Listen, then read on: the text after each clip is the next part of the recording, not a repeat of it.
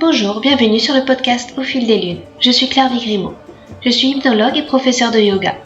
Vous pouvez me retrouver sur le site clairviyoga.com, KLERVIYOGA.com, où je vous présente toutes mes activités. Toutes les semaines, je reçois des invités dans ce podcast qui nous parlent de leurs activités autour du bien-être, que ce soit l'hypnose, le yoga, le reiki, la sylvothérapie et bien d'autres thèmes encore. Alors sans plus attendre, voici l'épisode du jour. Dans cet épisode, je reçois Bruno Suras. Bruno est maître praticien en hypnose ericksonienne et également directeur pédagogique de l'Institut de formation l'Arche, l'Académie de recherche et connaissances en hypnose ericksonienne. C'est aussi un des animateurs de la formidable plateforme Psychonautes, une plateforme d'apprentissage et d'exploration de l'auto-hypnose. Pourtant d'un esprit cartésien, rien ne semblait le prédestiner à guider de milliers d'aventuriers vers l'exploration de leurs fonctionnements mentaux. C'est après avoir vu un documentaire sur Arte sur une opération de la main sous hypnose qu'il s'est intéressé à cette discipline, et de fil en aiguille, son univers qu'il qualifiait de plus étriqué s'est décousu et a laissé place à un vaste horizon de possibles. D'une grande curiosité, il s'est nourri de ses nombreuses lectures, allant de la fantaisie à la philosophie grecque, des différents systèmes de croyances, des religions, pour y forger le magnifique talent de créer de beaux protocoles hypnotiques, en faisant ainsi brûler un feu de tout bois culturel, comme celui autour duquel on s'assoit en ronde pour écouter les conteurs nous dire le monde en métaphore. Un conte dont on devient le personnage principal. Un épisode hypnotique à écouter jusqu'au bout, et même un peu plus loin. Bonjour Bruno, je suis enchantée de vous recevoir. Vous êtes maître praticien en hypnose ericksonienne et vous êtes également directeur pédagogique à l'Arche. Et moi, je vous avais connu par le programme Psychonautes dont vous êtes animateur. Est-ce que peut-être vous pourriez d'abord vous présenter avec vos propres mots? Oui, tout à fait. Donc c'est vrai que j'ai plusieurs casquettes moi dans ma vie professionnelle et personnelle en fait, parce qu'il y a des endroits où ça se confond un peu tout ça. Donc je suis praticien en hypnose, c'est-à-dire que je pratique en cabinet des séances d'hypnose ericksonienne, d'accompagnement. Ça c'est une première chose que je fais de manière très régulière. La deuxième chose, c'est que je suis formateur en hypnose aussi, c'est-à-dire que je forme des gens à devenir des accompagnements en hypnose. Ça, c'est la deuxième fonction. La troisième fonction, c'est effectivement, je suis directeur pédagogique de l'école dans laquelle je travaille, à l'Arche. C'est-à-dire, je m'occupe un peu de structurer, de faire évoluer les programmes, en particulier avec tout ce qui est recherche en neurosciences, quoi que ce soit. C'est vraiment des choses qui me passionnent, moi, personnellement. Donc, on va chercher un peu ce qui se fait dans la recherche. Et puis, on voit de quelle manière on peut faire évoluer nos programmes là-dessus. Et encore une autre casquette aussi, qui est effectivement co-animateur de la plateforme Psychonautes. C'est vrai qu'on préfère appeler ça plateforme parce qu'aujourd'hui, on imagine ça plutôt comme une plateforme de contenu comme Netflix, plutôt comme programme qu'il faudrait suivre. C'était un peu le cas au début. Là, en fait, on s'est aperçu qu'en fait, le programme était tellement dense que aucun être humain normalement constitué était capable de le suivre sur une période assez longue. Donc, on a transformé ça en plateforme de contenu dans lequel on présente avec mon copilote Kevin Finel des tas d'exercices et de propositions liées à l'auto-hypnose et à l'exploration des états de conscience à un groupe de personnes. Aujourd'hui, je pense j'en suis sûr, on est plus de 2500 personnes sur la plateforme, on a pas mal de succès. Et cette plateforme nous permet surtout d'aller expérimenter des choses qui sortent, c'est toujours des états modifiés de conscience, mais ça sort des dogmes et des cadres habituels de l'hypnose, parce qu'on va aller voir des thèmes un peu surprenants, comme, je sais pas moi, les animaux totems, ou des thèmes plus classiques comme le sommeil. Donc voilà comment j'organise mon temps.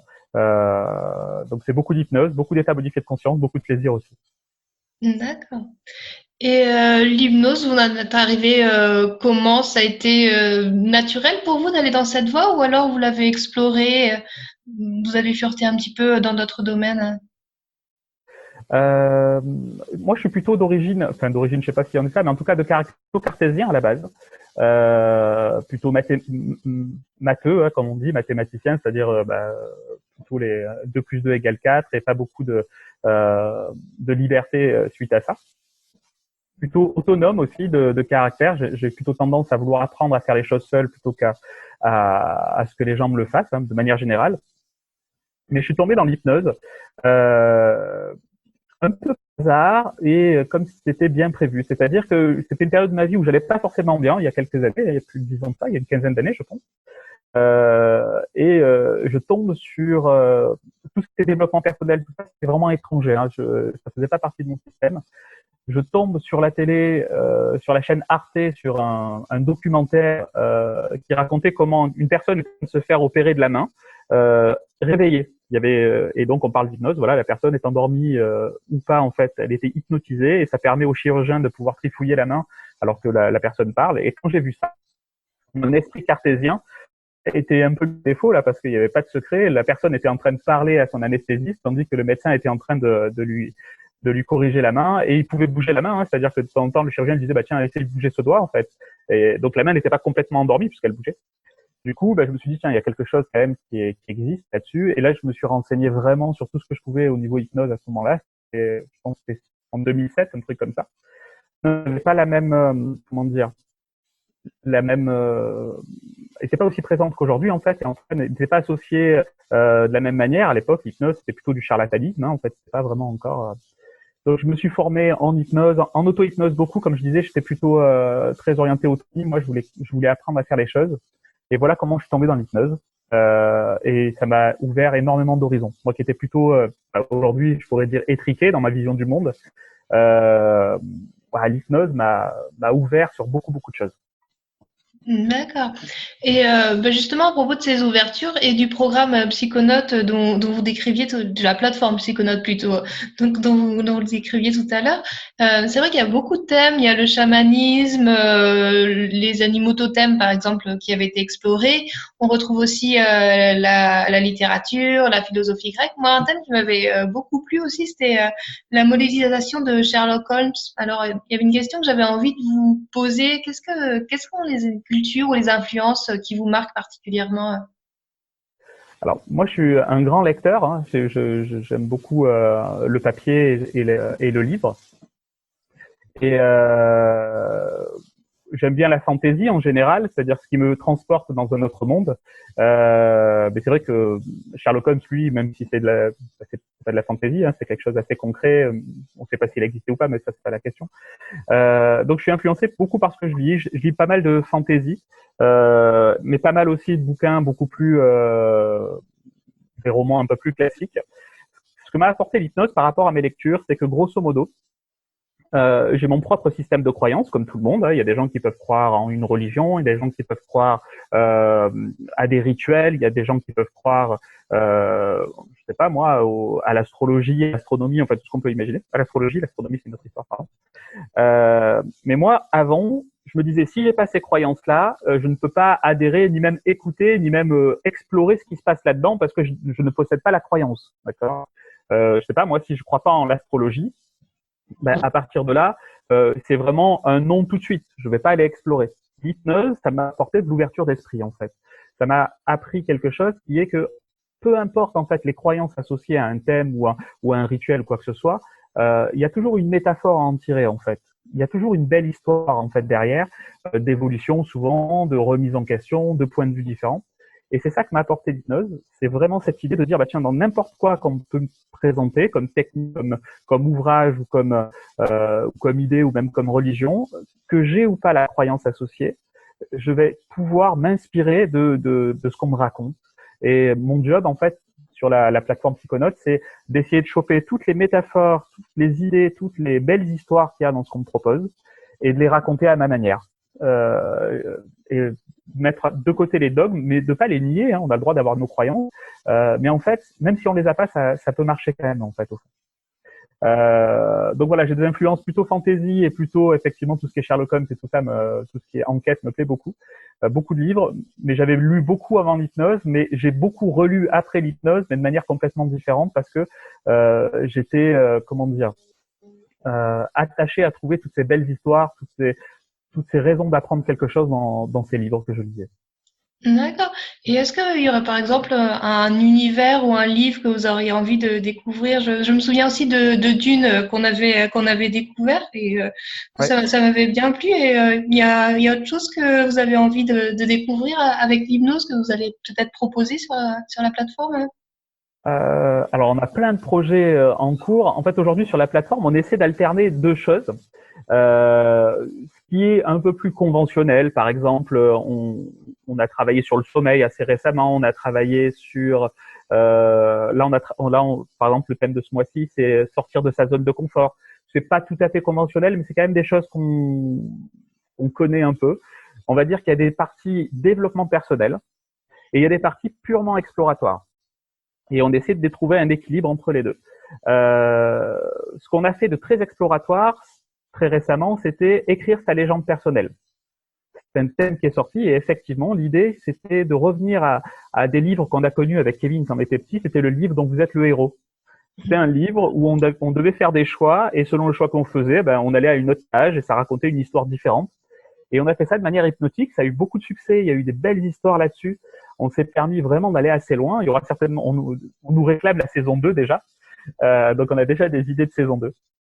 Donc ces idées, ces récits un peu où le psychonaute et le héros, ça nous plaît beaucoup. Là, ce qui me branche beaucoup en ce moment, c'est une autre exploration de tout ce qu'on nomme en fait vie antérieure ou expérience non biographique.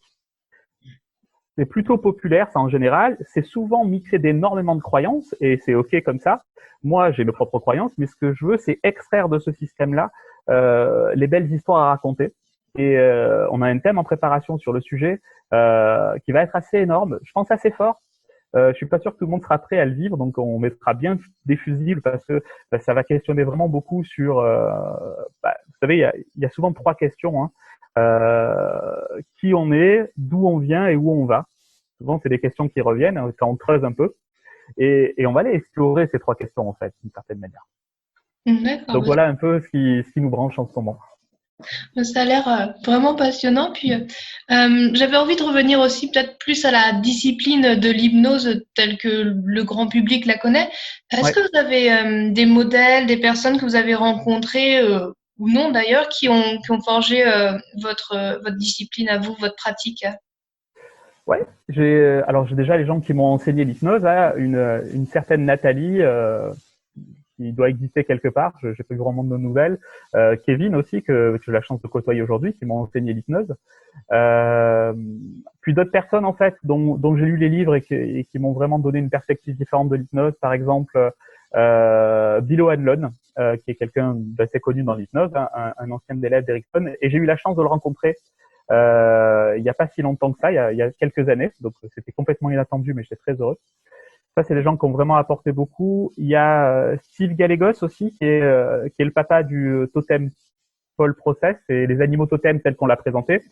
Les animaux totems, il y a des tas de versions différentes selon les cultures, mais celle qu'on a présentée sur la plateforme était issue des travaux de Steve Gallegos.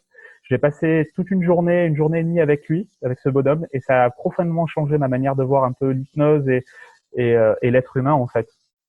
Donc ça a été assez fort. Et de manière générale, même si ça semble un peu convenu, c'est tous les clients que je rencontre. Euh, les gens qui viennent me voir en cabinet viennent souvent pour des problématiques. Ce qu'ils perçoivent pas forcément, c'est à quel point en fait ils ont cherché à s'adapter à leur vie, d'accord, avec toutes les ressources qu'ils avaient disponibles, et à quel point ils utilisent des trésors d'imagination et d'adaptabilité. Alors c'est souvent pas parfait, je suis pas sûr que ça soit possible de devenir, mais honnêtement, sans avoir de connaissances ou de compétences en hypnose et tout ça, ils font déjà preuve d'énormément d'adaptabilité. Et des fois, j'ai toujours ce moment-là, quand je rencontre une personne, qu'elle me raconte pourquoi elle est là, et ce qu'elle fait et ce qu'elle fait pas. J'ai ce moment où je suis un peu en recul et j'observe cette personne juste en la trouvant incroyable au niveau d'ingéniosité. Et ça me prend beaucoup. Je pense que c'est une des raisons principales pour lesquelles je continue à recevoir des gens en cabinet. C'est parce qu'ils sont source d'inspiration juste incroyable. Et quand je dis inspiration, c'est pas forcément pour la plateforme Psychonautes, c'est juste ça m'inspire de me dire waouh, moi un jour peut-être je serais capable de faire autant que cette personne-là. Ça semble convenu, mais c'est ce qui existe chez moi, donc je le dis quand même, quoi. D'accord. Et on a vu, il y a beaucoup de styles d'hypnose aussi, d'applications de l'hypnose, que ça soit plus ludique avec la plateforme Psychonautes ou en cabinet plus thérapeutique. Et le futur de l'hypnose, vous le voyez comment avec justement des directions encore plus loin dans la thérapie, dans le jeu? Alors, moi, je pense que ce qu'il faut, c'est un peu comme, enfin, en tout cas, c'est qu'une croyance, mais je pense qu'il faut, c'est commencer à dispenser ces idées-là assez tôt, en fait, dans la création, c'est-à-dire influencer l'éducation, en fait, avec ces outils-là. Les outils de l'hypnose, c'est juste un manuel pour apprendre à fonctionner correctement, en fait, et à pas à dysfonctionner. C'est-à-dire apprendre à accepter une émotion, apprendre à être OK avec ce qu'on ressent, avec ce qu'on a envie de dire, avec ce qu'on n'a pas envie de dire.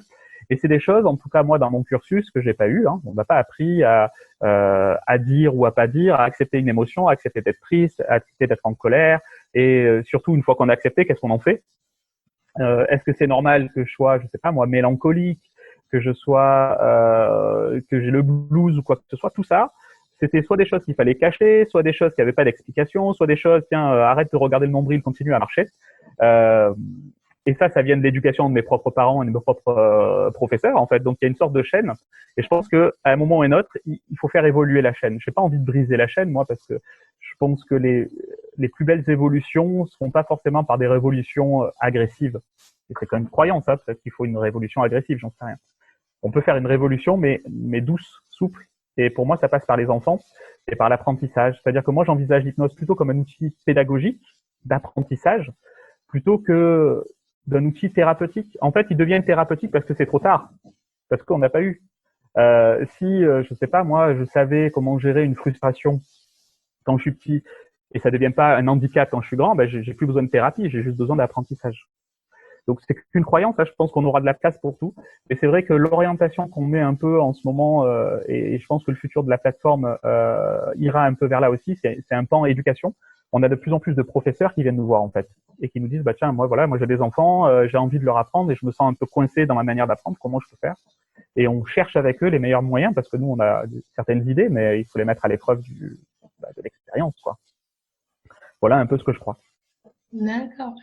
Et vous, personnellement, j'ai une question que j'aime bien poser à mes auditeurs. Est-ce que vous avez des pratiques de bien-être que vous faites régulièrement ou tous les jours pour vous aider à aller bien? Alors, bah, c'est l'auto-hypnose, c'est ce qu'on nomme auto-hypnose. Après, c'est vrai que dans auto-hypnose, il y a plein de trucs. Moi, je discutais avec quelqu'un qui fait beaucoup de méditation pleine conscience, en fait, et on a échangé un peu comment on fonctionnait.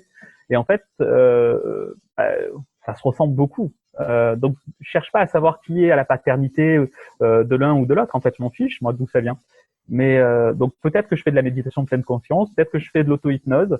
Aucune idée, mais c'est vrai que c'est quelque chose qui est très régulier chez moi où je prends un temps juste pour moi, souvent plutôt le matin, moi, parce que j'aime bien comme ça, où je suis isolé et je prends le temps de savoir où je suis, qui je suis, comment je me sens, juste pour checker en me disant, bah, tiens, ce matin, je viens de me lever, je me sens bien, ou ce matin, je me sens groggy, peu importe, mais pour savoir d'où je pars. Et souvent, rien que ça me permet de me sentir mieux et de mieux me comprendre, en fait. Donc, c'est quelque chose de très régulier chez moi. D'accord. Et aussi une question que j'avais envie de vous poser, vous avez des conseils de lecture à nous donner? Peut-être dans la fantaisie aussi. Moi, j'aime bien lire la fantaisie, donc ça me plairait bien d'avoir quelques petites idées pour des livres à venir. D'accord. Alors, il y a effectivement tout ce qui est fantasy et il y a aussi bon, ce qui est attrait à l'hypnose. Si on cherche quelque chose qui est attrait à l'hypnose, un des livres qui m'a beaucoup apporté, c'est un livre qui s'appelle Transformation, en deux mots, de Bandler et Grinder, que j'ai vraiment beaucoup aimé dans l'idée qui donnait plein de techniques simples. Il y en a un autre aussi de livre qui s'appelle, je sais plus s'il s'appelle. En fait, c'est le livre dans lequel il présente le switch, et je crois que c'est dans un cerveau pour changer. Ça, c'est deux livres qui ont attrait à l'hypnose, qui sont plutôt bien. Au niveau lecture, bah, moi je suis un fan d'Harry Potter, du Seigneur des Anneaux avec la création. J'ai lu aussi tout ce qui est le monde de Narnia, donc beaucoup d'heroic fantasy, des choses un peu moins connues. Et je suis en train de. Le truc c'est que je lis en anglais, donc je suis en train de chercher le titre. Il y a toute une saga qui est super bien, qui est super chouette dans un monde d'heroic fantasy. Faudra que je vous retrouve le titre, je l'ai plus en tête. Je vous demande si ça s'appelle pas le cycle d'Allegra, ou un truc comme ça, mais il faudra que je le retrouve. Je te le donnerai du coup. Ouais, moi je le veux bien. Ouais. Ok. Et sinon, pour conclure, d'autres projets peut-être autres que Psychonautes que vous auriez envie de réaliser Alors oui, on a plein de projets. Enfin, j'ai plein de projets. Il y a un projet Psychonautes qu'on a vraiment envie de réaliser parmi plein d'autres. Hein, mais on avait une envie, c'est de pouvoir aller rencontrer des chamans, des hommes médecines, des gourous au sens beau du terme. Hein, je veux pas créer de polémique, mais des gens qui ont une conscience spirituelle ou des idées à déployer. On a envie d'aller les rencontrer avec Kevin pour les interviewer et en tirer, comme d'habitude, des idées, des métaphores et des protocoles qu'on proposerait à nos psychonautes. On n'a pas eu le temps de le faire pendant ces 2 premières années de la plateforme, mais là, on va prendre le temps de pouvoir le faire, c'est-à-dire aller rencontrer des gens qui sont des soufis, enfin des trucs comme ça. Donc, j'ai hâte de pouvoir faire ça. Moi, très personnellement, j'ai de la chance parce que je vis un peu mon rêve. Euh, à, à des tas de niveaux autant personnels que professionnels. Moi, je continue à avoir envie de comprendre comment fonctionne cette drôle de bête qu'on appelle être humain et je vais continuer à rechercher ça. Je me pose la question de savoir à quel point on est différent des autres bêtes qu'on n'appelle pas être humain aussi et à quel point on est proche. Donc ça me laisse plein de perspectives exploratoires. J'ai beaucoup de chance dans cette vie-là. Je sais pas si on en a plusieurs ou pas, mais de vivre beaucoup de mes rêves. D'accord. Merci beaucoup Bruno pour cet entretien et puis j'encourage vraiment tous ceux qui nous écouteront à découvrir la plateforme Psychonautes parce que c'est vraiment d'une richesse d'expérience incroyable et merci beaucoup pour toutes vos guidances aussi, pour tous les bons moments passés en hypnose avec vous. Super. Bienvenue à la plateforme Psychonautes. Venez, vous êtes les bienvenus. Je crois qu'il y a toujours un système de première semaine gratuite. Vous pouvez vous désinscrire comme vous voulez. On s'amuse beaucoup, on va explorer. Des fois c'est dur, des fois c'est fort. Il y en a j'espère, pour un maximum de goûts. Tous les goûts, je sais pas, mais un maximum en tout cas. D'accord, merci encore. Merci. Une petite annonce pour clore ce podcast. Vous souhaitez apprendre l'auto-hypnose, développer vos capacités et votre potentiel? En vous rendant sur la page des notes de l'épisode de ce podcast ou à l'adresse clairviyoga.com/psychonaute, PSYCHONAUTE, un petit cadeau vous est offert. Votre premier mois gratuit sur Psychonautes, la première plateforme d'auto-hypnose en ligne. Aujourd'hui, Psychonautes, c'est plus de 2000 personnes qui, chaque semaine, vivent des expériences hors du commun. Pour profiter de votre cadeau, il vous suffit de vous rendre sur la page clairviyoga.com/psychonaute et de suivre les instructions pour devenir un psychonaute. Vous serez alors invité à commencer vos expériences d'auto-hypnose avec le module Les bases. Vous pourrez ensuite faire les thèmes de votre choix, gestion des émotions, motivation, animaux totems. Je vous souhaite de très belles expériences sur cette plateforme.